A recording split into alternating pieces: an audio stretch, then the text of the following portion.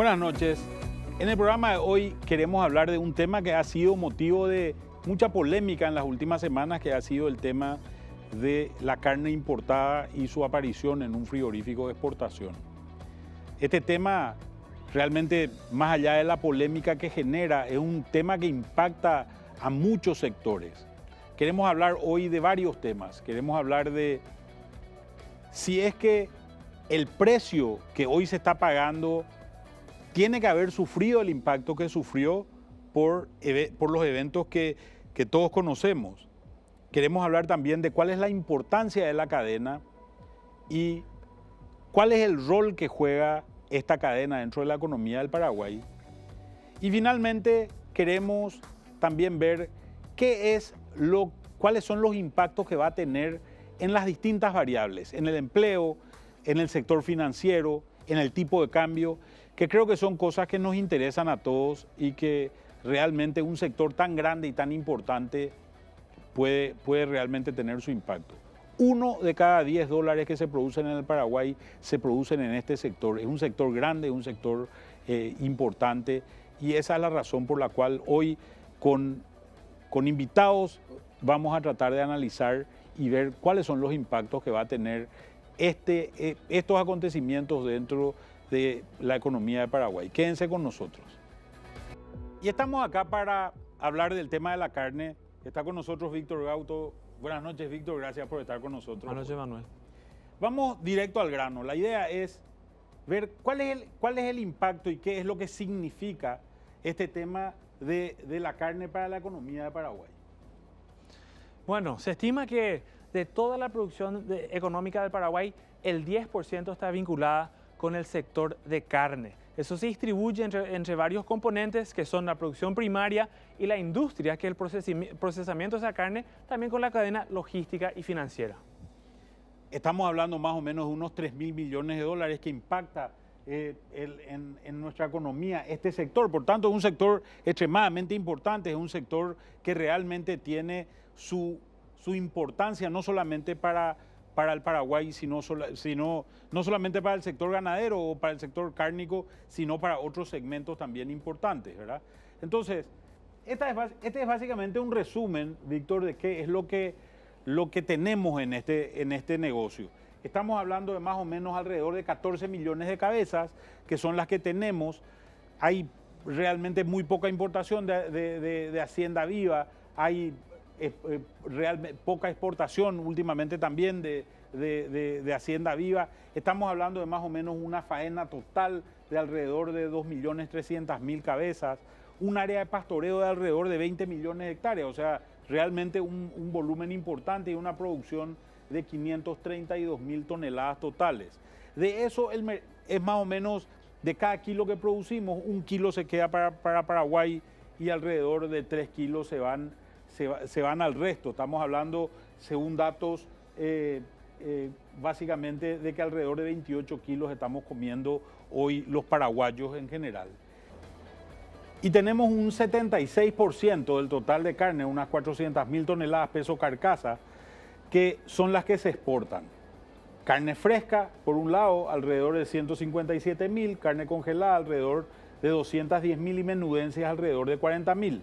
Los principales destinos de carne fresca son Chile y Brasil. Los principales destinos de carne congelada son Rusia y hoy está empezando a aparecer también Vietnam. Y menudencias va fundamentalmente a los mismos dos países, ¿verdad?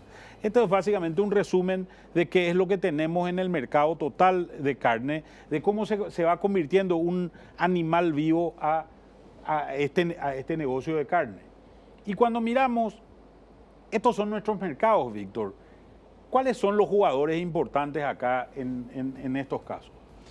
Históricamente, si miramos todo el comercio del 2017, el jugador principal ha sido el mercado de Chile, con el 31% total de las exportaciones de carne de Paraguay, seguido de Rusia, que también está ahí casi en 30% de todas las exportaciones de Paraguay.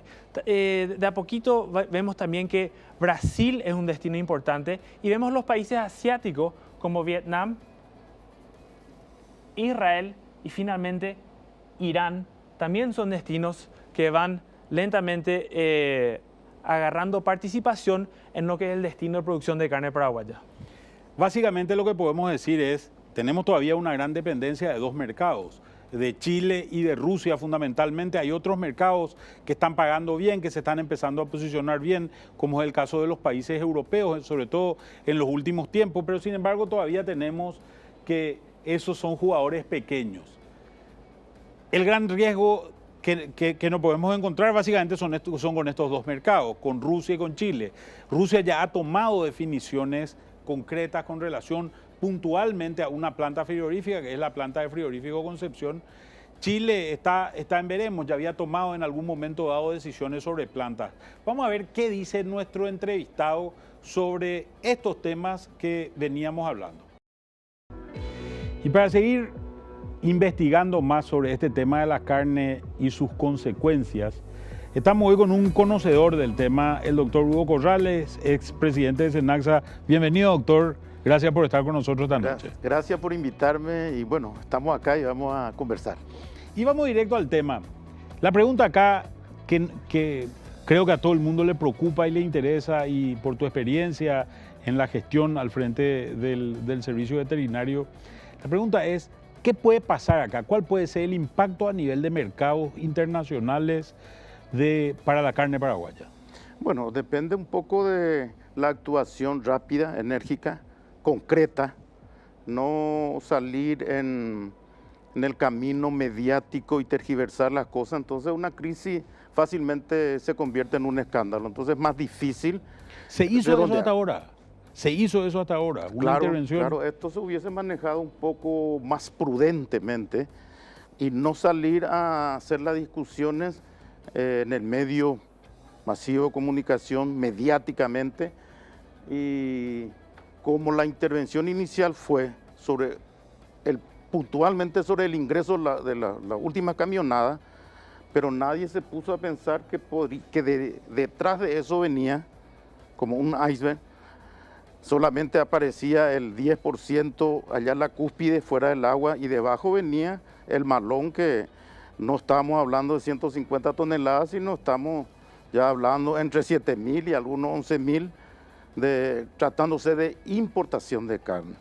Entonces, como el mercado de la carne se basa en la confianza que tiene el mercado comprador hacia el vendedor, esto le obliga al servicio veterinario principalmente a cerrar rápidamente, digamos, esta desprolijidad, y para poder informar y tranquilizar a los mercados compradores de que esto está controlado y estamos en condiciones de explicar qué sucedió.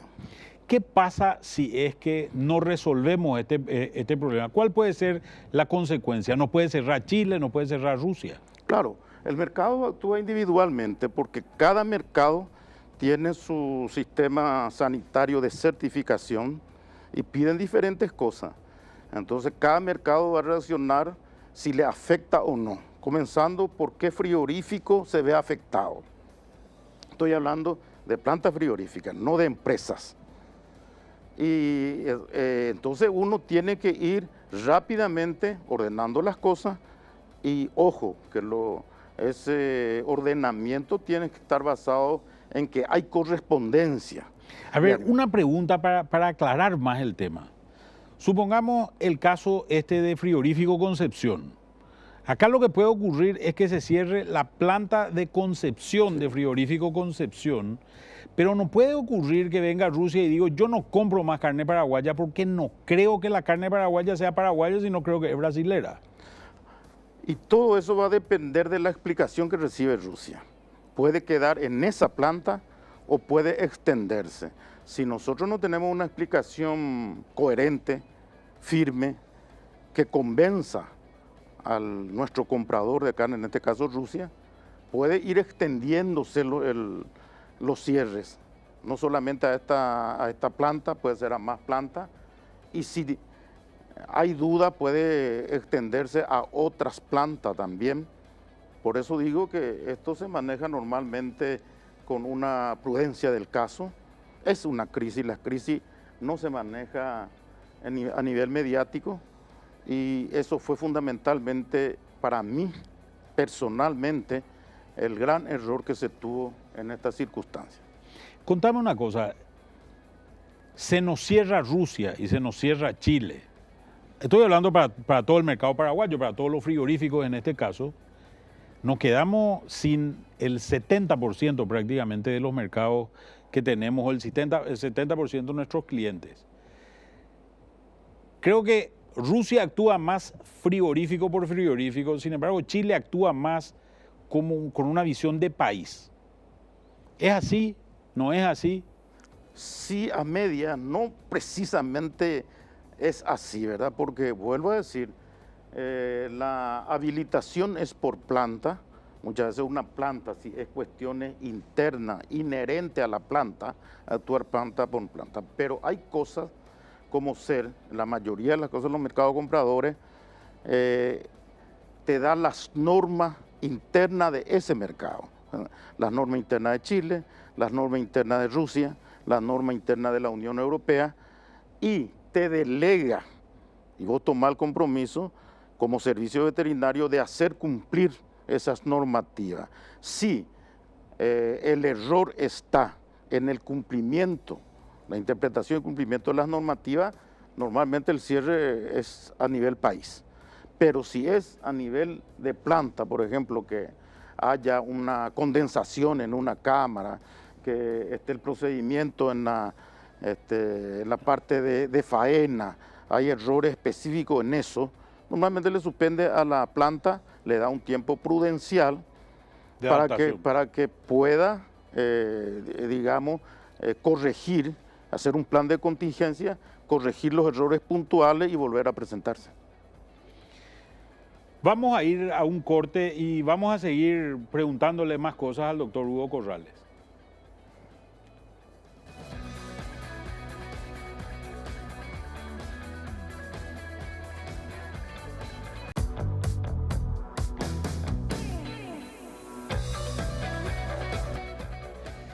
Vamos a ver en este bloque cuáles son las condiciones de mercado a que nos estamos enfrentando, cuáles son las condiciones de precio y de cantidad que básicamente hoy estamos viendo en el mercado. Esto es lo que tenemos, Víctor, del mercado en general. ¿Qué podemos decir del mercado de precios al gancho en general? Bueno, si nos fijamos lo que vemos en el mercado del precio al gancho, acá tenemos una comparación de varios países de la región y cuáles son los niveles de precio al gancho en cada uno de ellos. La línea roja es la de Paraguay. Y a medida que me voy acercando al 2018, lo que vemos es que el precio de la carne al gancho viene en aumento. Es prácticamente uno de los precios más altos de la región, más alto que Uruguay, Brasil, Argentina. Entonces eso implica un tema económico importante para la industria de carne, ya que su insumo principal lentamente se ha venido encareciendo en los últimos 2 años. Un tema que no es menor también es la diferencia que se ha generado. Había un valor de equilibrio entre el mercado de Paraguay y el mercado de Brasil allá más o menos por el segundo semestre del año 2016. Y a partir de ese momento, Paraguay va subiendo de precio y Brasil va bajando de precio. Se dan una serie de eventos también importantes en el caso del Brasil, que son eventos que generaron esta diferencia en cierta medida. El famoso caso de la carne podrida en el Brasil, que afectó de manera significativa, y teníamos una diferencia de casi 60 centavos de dólar en el mes de abril. Estamos hablando de promedios del mes de abril. En realidad esta diferencia fue mayor en un momento determinado porque había precios de alrededor de 3.50. Obviamente esto generaba un incentivo importante para importación en un momento dado por este diferencial de precios. Recordemos también que en Paraguay se dieron 2 años de muchas lluvias e inundaciones que aceleraron el proceso de faenamiento de la carne, que ha tenido implicancias en el hato ganadero. La población de ganado ha venido en baja, que también contribuye a presionar el precio de esta carne al alza. En realidad, una de las cosas que también es importante de considerar es el hecho de que un bajo precio de maíz ha significado que alrededor del 30% de los animales terminados que tenemos hoy en el mercado en Paraguay estén terminados a grano entero posiblemente, con un sistema de feedlot precario, pero sin embargo con los bajos costos de la suplementación. Eso ha permitido que se expanda este mercado de hacienda terminada a grano. Al tener hacienda terminada a grano, básicamente lo que se produce es una presión sobre el desmamante, que es una presión importante sobre la reposición en general, y esa presión está dada fundamentalmente por el hecho de que la rotación en las pasturas de invernada es mucho más alta. Y esto está también vinculado al hecho de tener que mantener una faena determinada, y esa faena que se tenía que mantener a lo largo del tiempo por la demanda propia que tenían los frigoríficos. Fíjate que en todo este proceso de tiempo, Paraguay no alcanzó 100% de capacidad instalada a nivel de planta frigorífica en general, ¿verdad? Seguían habiendo remanentes y seguían habiendo espacios donde de alguna manera se podían todavía seguir faenando más hacienda que todavía no tenía. Pero otro punto que me llama la atención es el punto vinculado al precio de exportación. En este caso hay un diferencial promedios entre Paraguay y Brasil del orden de más o menos los 400, 420, 450 dólares en valores totales. Y estamos hablando de promedios de exportación, ¿verdad? De un país con relación al otro. Paraguay estaba por encima de su promedio histórico, sin embargo no había variado tanto. En este mercado todavía Argentina sigue jugando un rol importante, tiene una carne con mucha marca, digamos, a nivel internacional, y eso genera un impacto. Acá se nota otro incentivo importante también, ¿verdad? Sí, lo que estamos viendo es que los márgenes para la industria frigorífica de carne lentamente se están achicando. Vemos precios de carne al gancho en alza y precios de exportación que prácticamente se mantienen estables y señalan también una desventaja para esa industria en Paraguay en relación a Brasil, ante una situación donde uno de los insumos principales tiene una tendencia alcista en el precio. Por supuesto hay incentivos para ver cómo recortar esos costos y qué hacer para defender los márgenes de la industria de carne. En realidad hay un incentivo muy importante al arbitraje, ¿verdad? Un incentivo de decir, si la carne del otro lado de la frontera está más barata que en este lado de la frontera, es un buen negocio meter carne al país, y eso es básicamente lo que se ha hecho. Cuando revisamos los datos, estos son datos globales, cuando revisamos los datos puntuales de estas importaciones de carne, gran parte de las importaciones de carne se han hecho a valores promedio de alrededor de $2.700 la tonelada. O sea, muy bien por debajo del valor promedio de exportación que hoy tiene el Brasil, y obviamente eso generaba un incentivo importante. En el mercado interno, por ejemplo, una hamburguesa se está comercializando más o menos, las hamburguesas en promedio están en el orden de los 4.800 dólares por tonelada. O sea, había un incentivo muy importante, creo yo, a nivel de precios, y ese incentivo a nivel de precios era un incentivo que se trasladaba. ¿Qué podemos decir de los márgenes de los frigoríficos en general, Víctor? Y bueno, veníamos anticipando en la lámina anterior que pensábamos que estos márgenes se venían achicando por el tema del aumento del precio de la carne al gancho y la estabilidad del precio de la carne de exportación. Y con datos específicos de frigoríficos, acá si nos fijamos la línea verde, fíjense cómo está la tendencia de la línea verde que representa el margen bruto de la industria frigorífica de carne. Margen bruto refiriéndose precio de compra de ganado al gancho contra precio de exportación de venta. Claro, y esos márgenes se vienen achicando y prácticamente están en los niveles más bajos ahora en este momento en el 2018. Estamos en valores de alrededor de 20 centavos de dólar, de 20 centavos de dólar el kilo, cuando que en algún momento dado estos márgenes habían alcanzado 60 o 65 centavos de dólar. Estamos hablando allá por principios del año 2016, y lo que vemos es que si bien el precio de exportación ha venido subiendo, pero ha subido bastante más tímidamente que el precio del novillo, digamos, ¿verdad? Entonces vemos como un achicamiento de márgenes que generaba otro incentivo más para los frigoríficos de importar carne, ¿verdad? El problema con el que nos encontramos al final del día es que se ha importado carne, y en una política de reciprocidad que tenemos con el Brasil. Brasil también importa carne de Paraguay, en el caso de la tapa cuadril y en el caso de la colita de cuadril. Paraguay podría podría tener el mismo fenómeno de importación. El problema es que esa carne terminó parando en frigoríficos exportadores, ¿verdad? Entonces, ahí es donde se pierde la pelota y ahí es donde se habla del tema de la confianza como un tema complicado, ¿verdad? Porque básicamente hoy nuestros clientes pueden no saber si la carne es paraguaya o es brasileña. O sea, se abre la canilla de la incertidumbre en toda esta cuestión de qué se hizo con esa carne que se importó, realmente se quedó acá, se usó para procesar, se está exportando carne que no es paraguaya. Son todas dudas que creo que muchos consumidores se hacen, inclusive los compradores de carne en los mercados locales estamos ante la duda de qué estamos comprando en los supermercados. ¿Es realmente nuestra carne la que estamos comprando? Y creo que en ese sentido hay como una suerte de enojo del consumidor, ¿verdad? Creo que el paraguayo está extremadamente orgulloso de la calidad de su carne. Le encanta comer un asado, le encanta hablar con un extranjero y decir, mira qué buena es nuestra carne.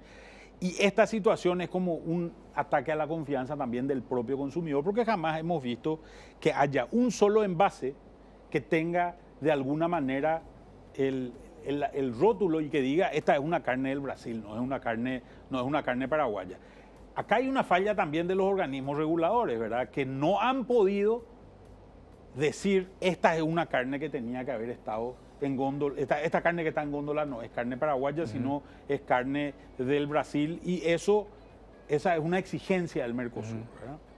Entonces, creo que es importante también tener en cuenta cómo juegan los distintos frigoríficos en este mercado, ¿verdad? El frigorífico que hoy está en tela de juicio, el más importante de todos, es el más importante de todos y es el frigorífico Concepción, que tiene alrededor del 28% del mercado. Realmente, en términos de exportación, es un frigorífico sumamente importante y que ha jugado un rol importante. Otro frigorífico que también ha importado ha sido frigorífico Guaraní, que hoy también está bajo la lupa de lo que es el Ministerio de Industria y Comercio. Este ministerio que no ha concedido una sola licencia de importación y que tampoco ha podido poner los rótulos, digamos, dentro de la carne. El otro, finalmente, hay dos frigoríficos pequeños también que son el frigorífico Frío Norte, All Foods y el frigorífico Frío Norte, ¿verdad? Que son los otros dos que tenemos. Pero el gran jugador en este baile ha sido frigorífico Concepción, que es el que está digamos, bajo análisis de todo esto. Cuando miramos los volúmenes de carne totales que se ha enviado, vemos que por lejos frigorífico Concepción es el que juega el papel más importante, ¿verdad? Con alrededor de 80.000 toneladas exportadas. Estamos hablando del periodo, exclusivamente del periodo enero-abril, durante 4 meses del año 2018, que son los que se tienen datos hasta que explota el problema, ¿verdad? Y en este caso lo que estamos viendo también son cortes específicos de carne enfriada y congelada. Estos volúmenes que están acá no incluyen las exportaciones de menudencias también, por ejemplo, que también es otro factor que se... Y que son bastante menores a lo que Sí. ha sido esto, ¿verdad? O esta exportación total. Vamos a algunos datos que creo que son importantes y que nos pueden ayudar a determinar algunos temas. Se han faenado, queremos convertir desde cabezas de ganado a toneladas en general. Lo que tenemos es una faena local que ha alcanzado más o menos que ha alcanzado alrededor de unas 155.000 toneladas totales, y una exportación de 10.000, en realidad de 11.000 más que de 10.000, y una demanda total, que es la demanda de exportación, de 91.000, y el resto que se ha quedado en el mercado interno de alrededor de 64.000 toneladas. Cuando lo traducimos a ganado, estamos hablando de que más o menos esta importación representó alrededor de 50.000 cabezas, o es la faena representativa de alrededor de 50.000 cabezas. La exportación se llevó alrededor de 447.000 cabezas y el consumo interno alrededor de 231.000. Lo que ha desaparecido del mercado ha sido una parte de la oferta y una parte de la demanda, ¿verdad? Sin embargo, el precio ha caído de alrededor de $3.5 por carne al gancho a alrededor de 2.9. Tiene coherencia eso, porque en realidad creo que es interesante de ver que cuando se le corta a Rusia a Frigorífico Concepción, en realidad lo que tenemos es que desaparecen del mercado alrededor de 91.000 cabezas, lo que faenó Frigorífico Concepción. Pero también se prohíbe la importación. Al prohibirse la importación, en realidad lo que vemos es que hay una desaparición también del caso de la importación. A los economistas nos gusta hacer un poco gráficos, ¿verdad? Y creo que eso es lo que queremos más o menos hacer en un gráfico de oferta y demanda para que esto quede muy claro, ¿verdad? Si tenemos que esta es la cantidad total utilizada y estos son los precios que existen en el mercado, tenemos una curva de demanda por novillos y por carne fundamentalmente, y esta curva de demanda, lo que le ha ocurrido a esta curva de demanda es se ha reducido porque ha salido un frigorífico que representa alrededor del 28%. Entonces tenemos ahora otra curva de demanda distinta, vamos a llamarle la demanda nueva de sub N. Y teníamos una oferta. Básicamente lo que hoy estamos viendo en el mercado es, y lo que hay mucha gente diciendo en el mercado, es que no hubo ninguna variación en la oferta.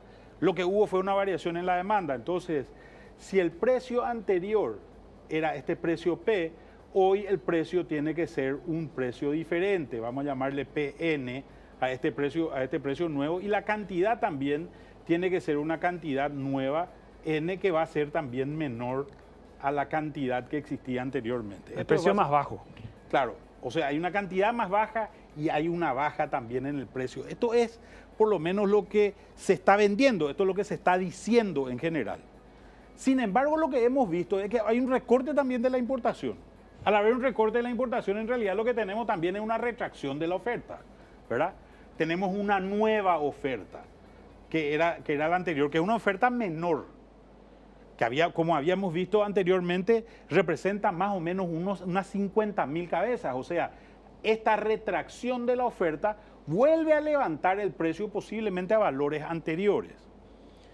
Yo a esto le quiero sumar algunos temas que creo que son importantes. Por primera vez tenemos un invierno, sobre todo en zonas del Chaco, con muchísimo pasto.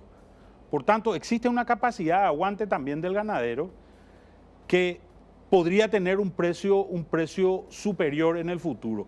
Hay también problemas en frigoríficos que se generaron a partir de la huelga de camioneros del Brasil, que también es una huelga que acaba de terminar, porque básicamente por no poder llevar la cantidad de carne que se tenía, entonces hemos abarrotado, digamos, los espacios de frío que existían en el frigorífico. Pero ese problema se está empezando a solucionar. Yo veo que en realidad tendríamos que tener precios de carne bastante similares a lo que teníamos antes de esta crisis y que no existirían factores que podrían afectar en demasía eso. Vamos a la pausa y seguimos con nuestro análisis del sector cárnico después de ella.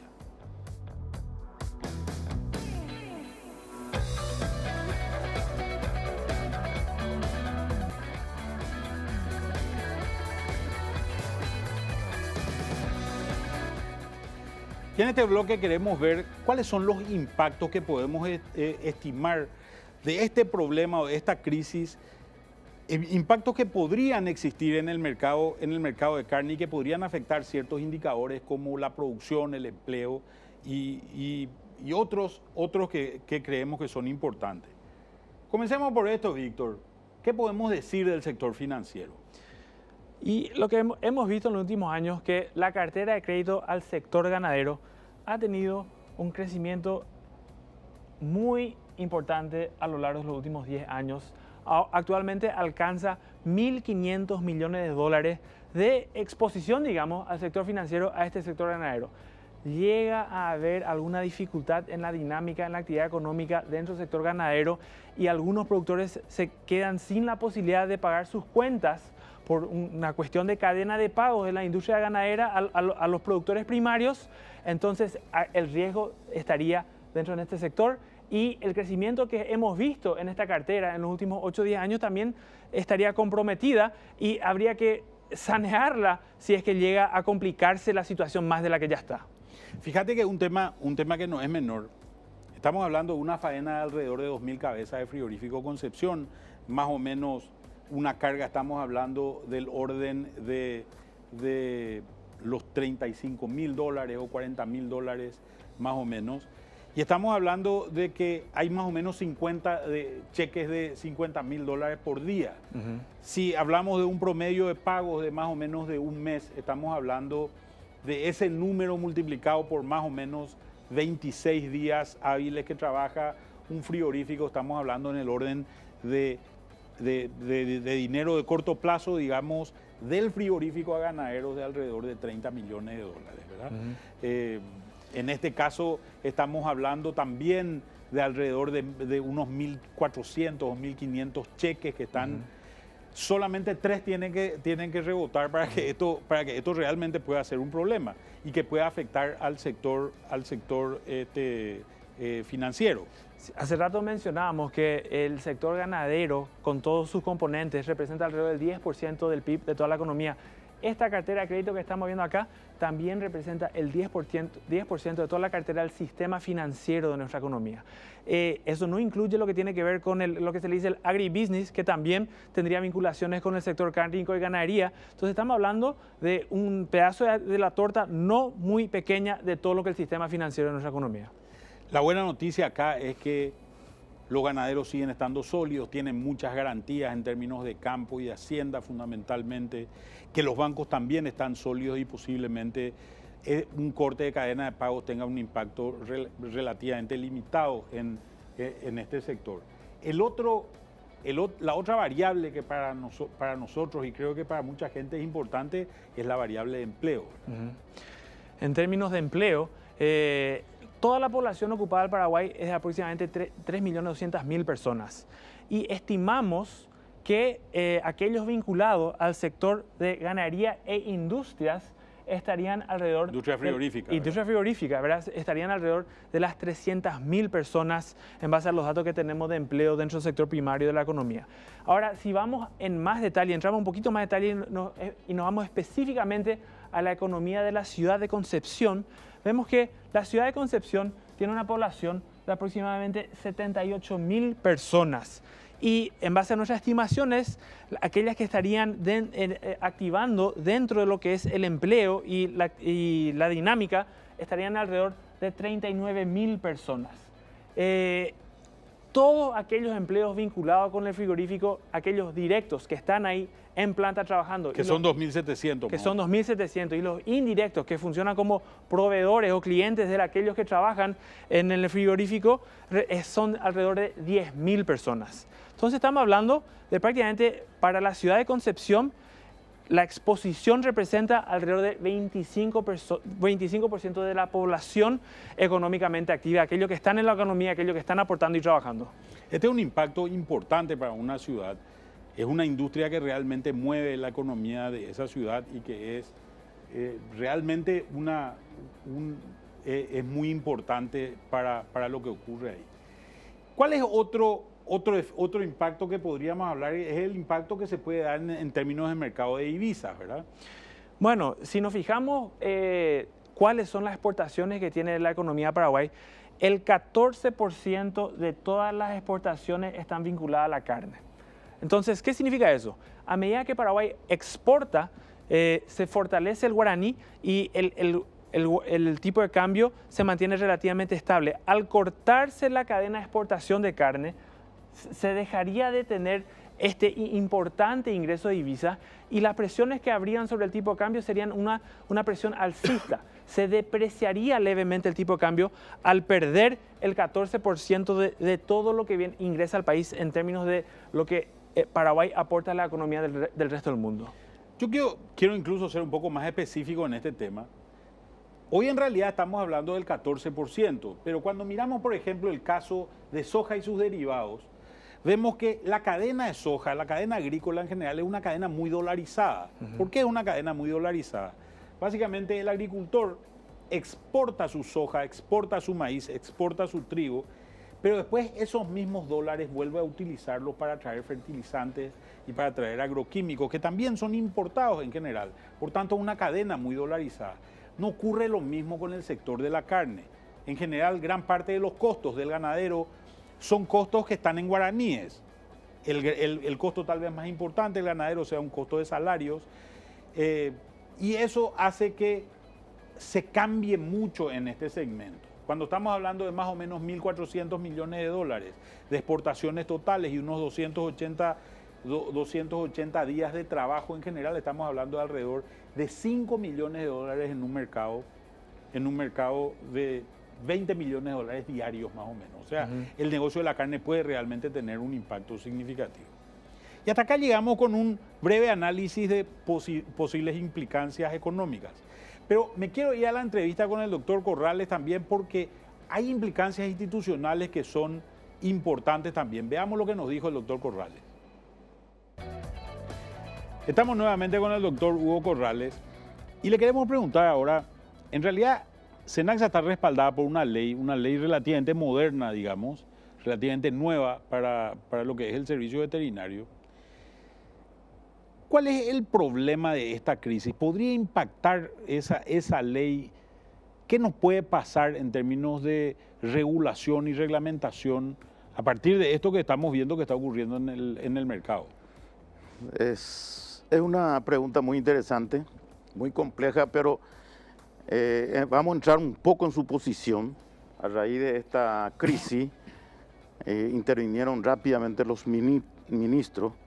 Y tenemos que considerar que el Cenaxa es una entidad autónoma y autárquica, o autárquica y con autonomía plena, que define sus propias políticas, lo ejecuta y lo supervisa y evalúa, ¿verdad? O sea, no depende ni del Ministerio de Agricultura ni de otro ministerio. Directamente no, depende del Ejecutivo, pero el canal para llegar al Ejecutivo a través de alguna información, alguna cosa, presupuesto, se presenta todo dentro del Ministerio de Agricultura, pero después el Cenaxa es convocado aparte para defender su propio presupuesto.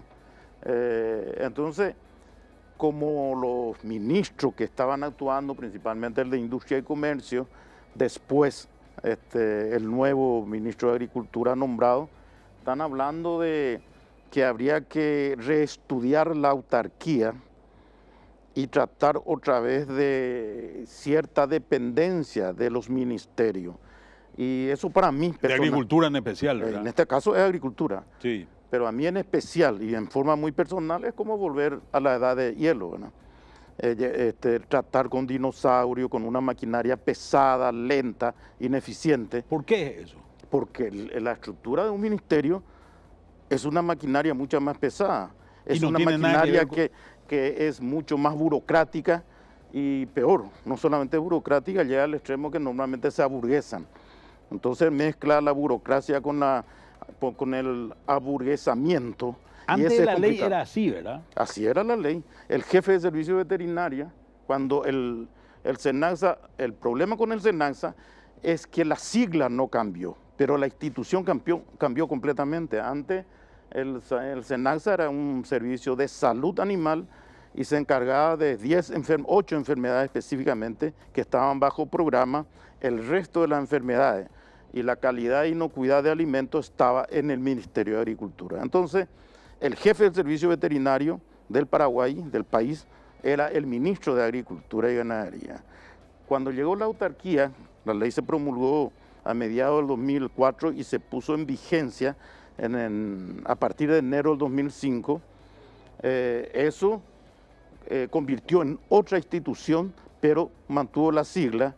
Entonces, la opinión pública, y principalmente el productor, el campesino, todos le asocian a Cenaxa como si fuese el Senalfa original que estaba para vacunar y estaba para la lucha con la fiebre aftosa. Hoy es un servicio con característica de secretaría. Yo creo que por ahí hay ciertos errores en la pronunciación de decir siempre la Cenaxa, pero es el servicio veterinario, con una ley con característica de una secretaría por su autonomía, por su definición de política, por todo, es muy independiente y eso le dio una agilidad principalmente a estos temas que significa la sanidad animal y la calidad e inocuidad de los productos de origen animal. Le dio como foco, le dio como capacidad de concentrarse en un tema, ¿verdad?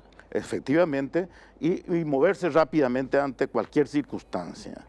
Es más, la autarquía es tan que yo le voy a contar, si el presidente de Senaxa va a salir del país, no anda pidiendo, esperando un decreto de permiso del presidente de la República o una resolución del ministerio. Le comunica, yo solía comunicar 5 días antes que tenía un programa en el exterior que iba a salir, y le comunicaba al mismo tiempo quién interinaba la presidencia para tener conocimiento. Y el ministro ya sabía qué hacer con eso, ¿verdad? Si necesitaba ese Senaxa, ya sabía a quién llamar. ¿Esto es valorado por los mercados internacionales, esa autarquía? Eso fue el principio del cambio total. Después de tener un servicio frágil, pesado, sin estructura. Cuando antes venía alguien, ¿qué tenía que hacer antes de esta ley? Bueno, yo te hablo del último tiempo, entre el 2000 y 2004, antes de la ley, llegaba una auditoría principalmente, y lo primero que se hacía era ir a saludarle al jefe de servicio, que era el ministro. Ya te imaginas que tenía que ver si tenía tiempo, si no tenía tiempo. Era un lío total. En cambio, una vez que se cambió, ya directamente... y para el presidente de Senaxa este era el tema central, ¿verdad? Por supuesto. Recibir una visita de esa índole era central. Correcto, así mismo. Y aparte tenía que estar otra vez recibiendo instrucciones. Cuando Chile tardó, después de los acontecimientos del 2002 y el 2003 de fiebre aftosa, estaba un grupo que cuando vino la auditoría chilena, en la previa, para retomar otra vez, principalmente el 2002, se iban acompañando a los auditores, el ministro de Agricultura, entonces, el viceministro, el presidente de Senaxa, llegando en una unidad del Senaxa que estaba, digamos, perdido allá en el Chaco o algún lado. De repente amanece un día y aparece el ministro de Agricultura, el viceministro, el presidente de Senaxa, con 3 o 4 extraños, más toda la comitiva y la parafernalia que significa eso, y no podía ni saludar y menos todavía contestar una pregunta, ¿verdad? Claro. Ese era el impacto. En cambio, cuando se hizo la autarquía, yo jamás acompañé una auditoría. Le llamaba al director correspondiente y le decía: este es el que le va a acompañar, usted necesita, acá está mi dato. Si él no cumple con lo que usted le pide, usted me avisa. Y yo le espero para el informe final. Jamás yo acompañé a una auditoría. O sea, le recibía y el informe final. Eso era. Doctor, muchas gracias por estar con nosotros esta noche. Realmente creo que aclara mucho las cosas que nos planteaste hoy. Vamos a una pausa y seguimos con el programa.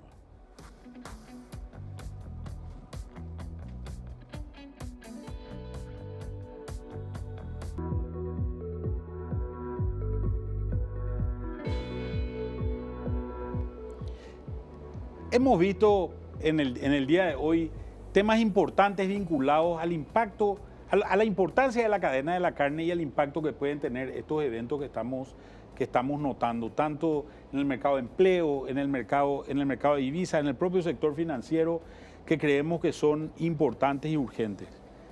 ¿Cómo manejar este tema, Víctor? ¿Qué nos dirías si estuviese en tu poder, digamos, hacer algo al respecto? ¿Qué podríamos hacer? Y lo primero que habría que hacer es enviar una señal clara de que las cosas no se van a dejar impunes, ¿verdad? Acá el tema fundamental es que las instituciones apliquen todas el peso de la ley para que se envíe una señal clara al resto del mundo y todos los clientes que tiene Paraguay que este sector tiene una seriedad importante que va a continuar y va a seguir creciendo. Creo yo que hasta ahora se han tomado medidas, se han sacado funcionarios, en algunos casos no se han sacado a todos los funcionarios que posiblemente están involucrados en esto. No tenemos novedades en industria y comercio, no tenemos novedades tampoco en el Senaxa hasta el momento. Creemos que se ha reaccionado de alguna manera, pero creemos, el doctor Corrales señalaba también un hecho que es muy importante. No puede discutir una crisis a los 4 vientos y por la prensa, ¿verdad? Creo que hay que bajar los decibeles y hay que tener una discusión tal vez y un manejo de crisis que se dé a nivel bastante más íntimo. Vamos a ver qué es lo que ocurre en los próximos días y vamos a ver qué es lo que ocurre, porque también este tema nos toma en el medio una transición, ¿verdad? Una transición nos toma en esos largos casi 4 meses entre las elecciones y la asunción del nuevo gobierno, donde el nuevo gobierno está mucho más interesado posiblemente que el saliente en resolver este problema. Muchas gracias por estar con nosotros, Víctor, esta noche, y muchas gracias a ustedes también por vernos en la noche de hoy. Espero que nos acompañen también la próxima semana.